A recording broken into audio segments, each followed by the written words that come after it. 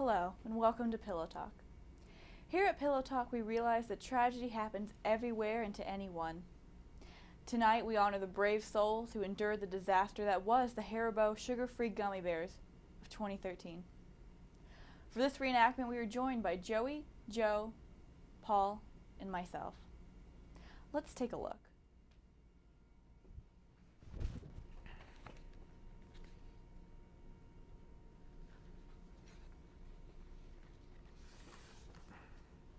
These bears are bad. Very, very bad. I doubted the authenticity of the majority of these reviews, so I took it upon myself as a man of science, fueled by curiosity, to see for myself how bad these things really were. It's been 15 agonizing hours since the first gummy bear entered my body, and I'm typing this from a toilet. It all began when I saw an internet article that pointed me to these reviews. How I rue that day. I laughed for at least an hour at the ridiculous stories. Sure, they were entertaining, but these so-called hell bears, as so many reviewers refer to them as, couldn't live up to the hype. So, I naturally did what any curious, doubtful person with a lot of free time on their hands would do. I ordered a 5-pound bag. After deriding these sugar-free gummy bears to everyone I knew, and pointing them to the funny reviews that had no substance, I was incredibly excited when I arrived home from the gym. The box was there in front of me, nearly a week before the anticipated arrival date. In retrospect, I realized I should have never taunted the hell bears to arrive so soon, for I was ill prepared. I tore open the package at 6 p.m. and sat down to enjoy some incredibly delicious gummy bears and watch Netflix. I ate with abandon for 30 minutes straight, even going as far as to fill my mouth with a handful as the timer went off. I figured 30 minutes of eating would be good enough to produce an effect. Being a 6'4", 270-pound strongman competitor, I wanted to be sure I ate enough as to leave no doubt. They estimate I consumed around a pound of the bears during that sitting. And it was pure bliss. At the time. I sat there for an hour and a half, awaiting the proposed inevitable, praying that the stories were true, because then it would be funnier than before. Alas, 8 p.m. rolled around, and I'd only went to the bathroom once and dropped a very normal stool. I was outraged. After all of these reviews, I had tried it for myself and found out that I had been right all along.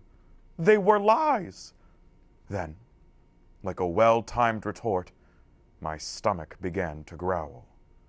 It went on for 30 minutes, and I hit the bathroom, spewing the remnants of the bears from my sphincter in a very violent fashion. This was the moment I had been waiting for. These bears did the trick. They work. The stories are true. Fast forward to 9 a.m. the next morning, and I'm typing this review from a toilet. I didn't sleep. Oh, I tried, but to no avail. I quit trying to stay hydrated for hours ago. Everything I drink comes out the other end violently and ceases to stop. I am pooping nothing but water, with bits of hell bears in them. I had to cancel my plans last night and stay right next to a toilet. I haven't eaten anything in hours and I've lost 10 pounds. I just want this to be over. I am sorry I ever doubted anything. All of these ridiculous reviews are completely plausible. This is worse than food poisoning. Looking back on the awesome taste and texture of the bears, the experience of eating them that was so good at the time was simply a sick, sadistic taunt. These things are evil. Pure evil. Please stay away.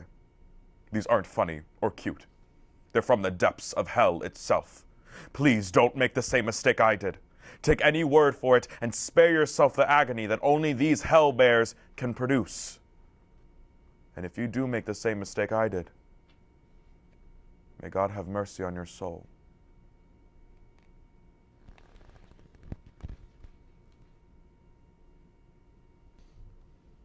I'm pretty sure Andrea I'll call her, agreed to have dinner at my apartment only because I always spoke to her using nothing but my 2 years of high school German. Her English was perfect, probably better than mine. But the fact that I could only ask her directions to the Autobahn or inquire about the health of her non-existent Tante Amelia seemed to make me appealing to her in a sweet and non-threatening way. My intentions, however, were considerably less childlike, which is why the shopping that night was done at one of those upscale groceries with an international flair.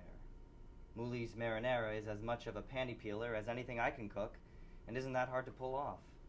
But still, I was busy tracking the recipe in my head when I found myself in the sweets aisle.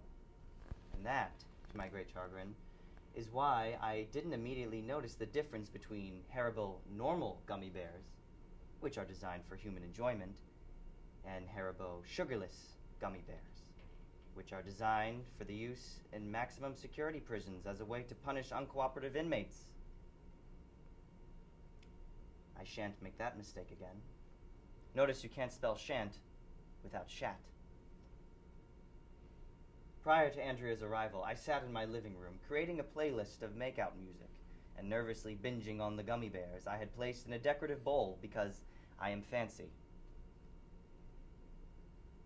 The doorbell rang, and within minutes we were standing in the kitchen, drinking beers, and both of us probably worrying that we were about to exhaust my ability to communicate in her native tongue.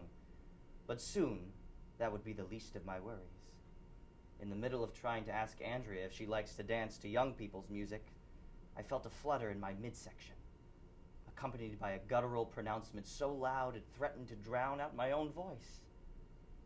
Maybe it was because I was mentally refreshing my language lessons, but it suddenly struck me how pre-diarrheal grumblings sound like German words.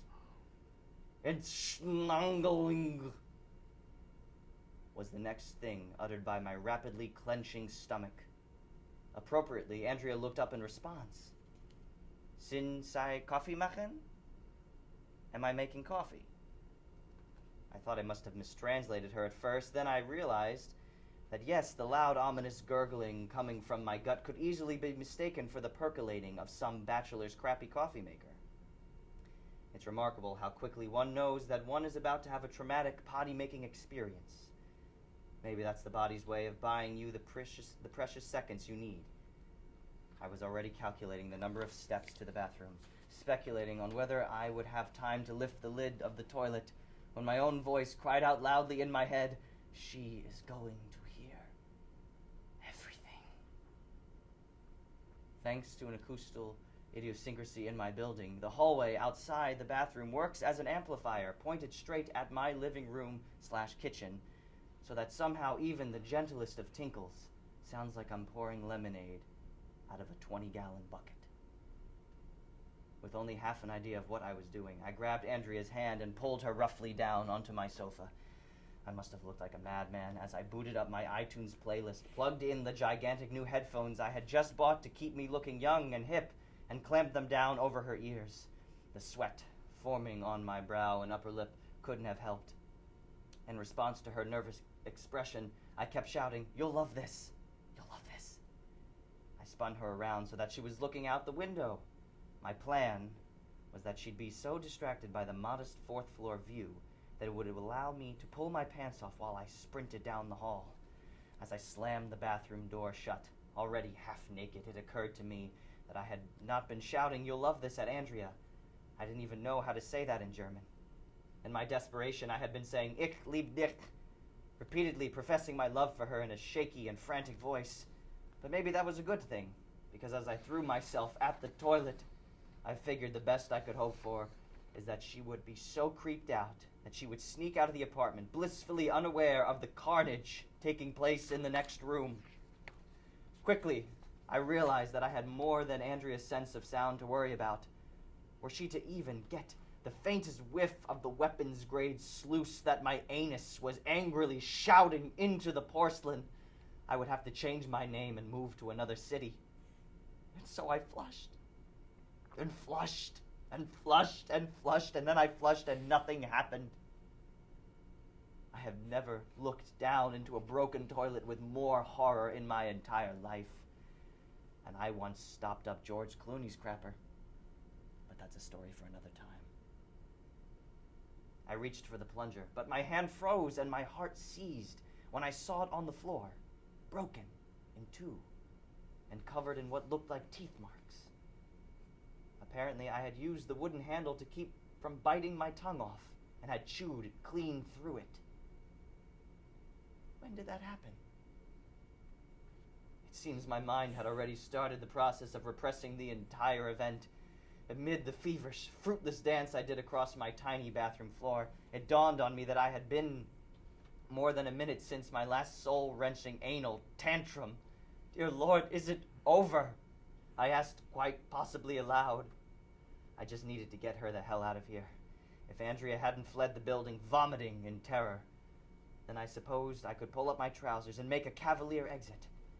As long as I could get her off the premises and as far away from this post-apocalyptic commode as humanly possible. My first few steps back toward the living room were tentative, and not just because my sphincter felt raw and tattered. It was a slow approach to the moment of truth, especially when I saw her figure still planted on my sofa. I knew any look on Andrea's face, other than her mouth agape, would constitute a miraculous victory. And then she smiled at me. The wash of relief that engulfed me was more glorious than any throes of ecstasy I might have wished for at the beginning of the night. And then I saw it. The decorative bowl sitting in her lap, down to just the last few sugarless gummy bears. "Du hast Haribo," she said to me, accompanied by a satisfied smile, a big, beaming Hansel and Gretel smile that slightly turned down in one quarter at the sound we both suddenly heard. A low rumble from deep within her GI tract that sounded like Gefahr, the German word for danger. Her eyes shot past mine and refocused on the bathroom door, just down the hall, behind me.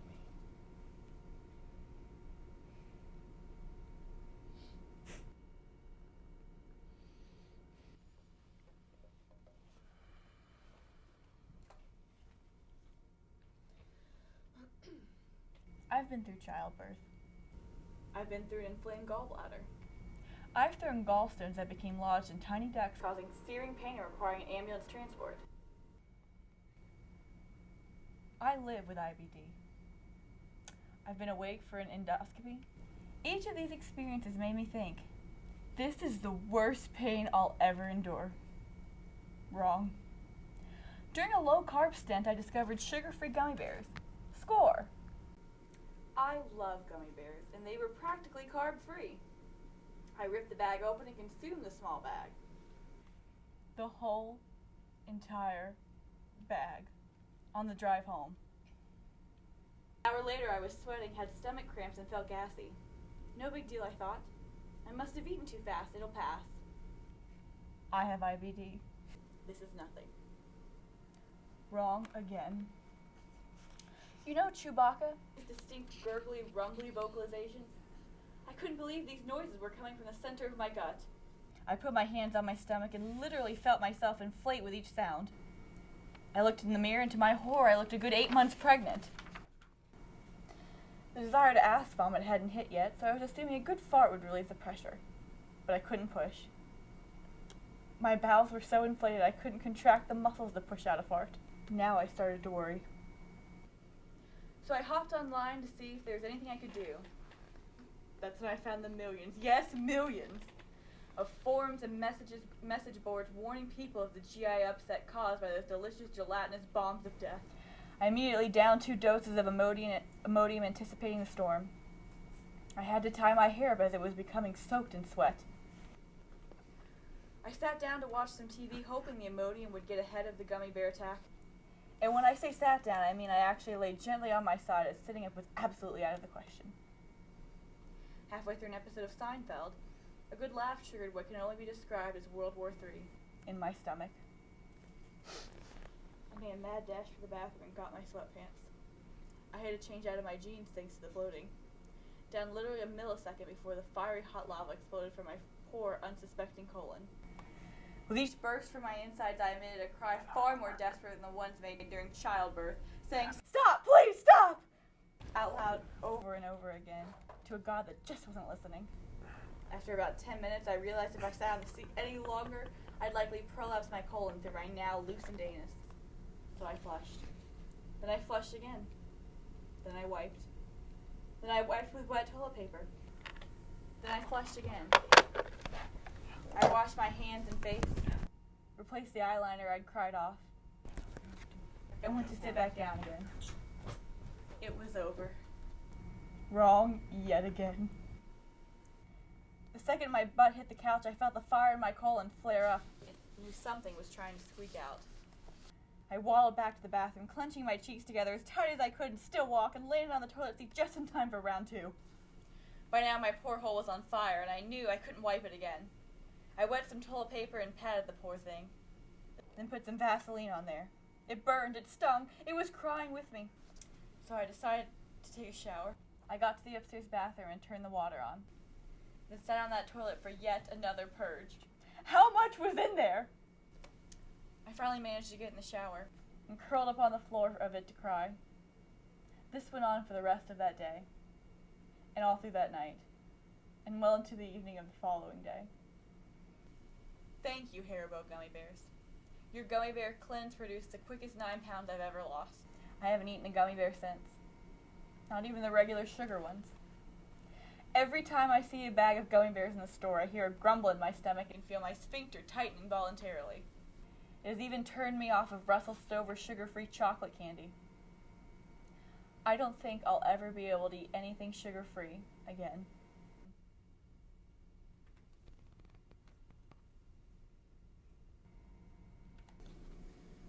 Warning. This is a story of extreme success. Your results may vary. My overbearing oaf of a boss loves snacks. He rarely picks the lunch as it would interfere with his love of micromanagement. I can't tell you how many times he's buzzed me on the intercom with his mouth overflowing with crackers, jerky, or whatever it is within reach of his fat arms, all the while screaming at me from a mouth splattering food particles all over his desk and computer like a rain bird connected to a fire hose. The tech guys hate him too, simply for the fact that they have to keep replacing his crusted over keyboards nearly on a monthly basis. Shortly before the holidays, I was told that my bonus was going to be reduced by over 90% this year due to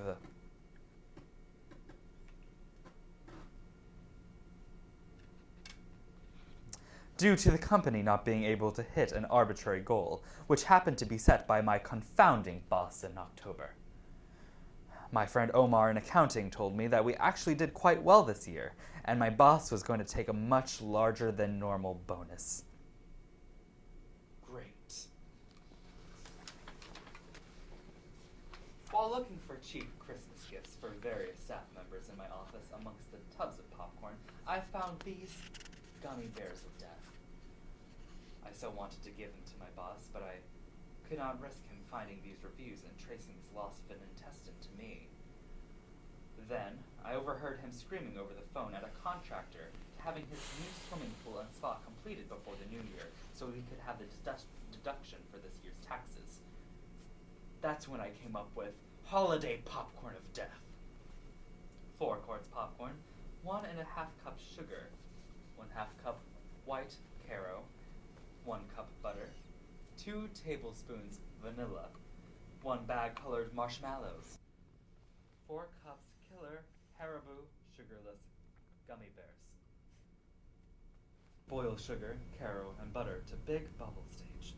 Add vanilla, and then add Killer gummy bears until they melt. Pour over popped corn. Mix. Important! Do not touch this mixture with your bare hands. Wear puncture-proof latex gloves. Add the popcorn to a washed holiday popcorn tin with all labels removed. Seal with cellophane tape along the edge. This gives it the impression of being factory sealed. Add a nice bow and card. Then eat the marshmallows while you laugh and think about all the havoc you are going to cause. A couple of days before Christmas, I distributed my popcorn gifts and gave my boss his special badge and went back to my office. I walked by his office several times in eager anticipation, and around lunchtime, I heard his characteristic open mouth crunching, and I saw that the popcorn lid was off. Go time! After the last employee left for lunch, I placed an out-of-order sign on the executive washroom near my office and waited for the magic to happen. It didn't take long, maybe 15, 20 minutes or so, when I heard a frantic cry at the washroom door and then heard my boss yell, "Shagirl!" And as he hit the door, I peeked out my door to see him doubled over and shuffling like a speared penguin whose life depended on holding his butt cheeks together. Droplets of sweat had started rolling off his bald head and appeared to be mixing with his tears of pain. His only option was to make his way to the employee restroom down the hall, but it required the use of a code that he had never used. After years of smirking after using the executive washroom, I thought to myself, "Who's laughing now, bitch?" He shuffled his way to my office, shouting my name, probably to get the code, and I had hidden myself under my desk. Unbelievable was the only thing he could say when I heard what sounded like a live cat being dropped in a bubbling stew pot while shooting a Tommy gun. I looked under my desk to see soiled trousers drop on the floor of my office as he defiled my shredder bin. I started to feel bad for him and stood up, but was immediately knocked back down by a putrefied stench of an exploding blue whale that had laid in the sun for weeks. My gag reflex was vaporized and spun like yarn, like Linda Blair and Pazuzu's love child. Most of it covered my boss's pants and legs, but as he bore down like a power squatter moments before prolapsing. His eyes were open, but he couldn't see anything but pain. The next thing I can remember was standing in my own driveway, completely out of breath. I had run almost 4 miles without even thinking. I had left my keys, my car, and had lost a shoe on the way. A half hour later, I was back to a scene of police cars and paramedics. A firefighter was comforting Arlene, our receptionist, who was sobbing uncontrollably. I wandered around in disbelief. Everyone was in shock. I wasn't sure if I had killed my boss by destroying his insides with the power combo of roughage and intestine liquefying gummies. He would be in quarantine for no less than 45 days. They need to remediate. And they need to remediate the office or possibly burn the building to the ground. Everyone in the office received 3 months off with pay, and the company was forced to settle with us in an amount that was about 10 times my normal bonus. They did find out that my boss did not have bird flu, but the higher-ups fired him anyway for painting the office with his innards. By the time they let us back in, the offices were completely remodeled. And I received a lateral promotion, which didn't increase my pay by any, but I finally got the keys to the executive washroom. Thank you, Haribo.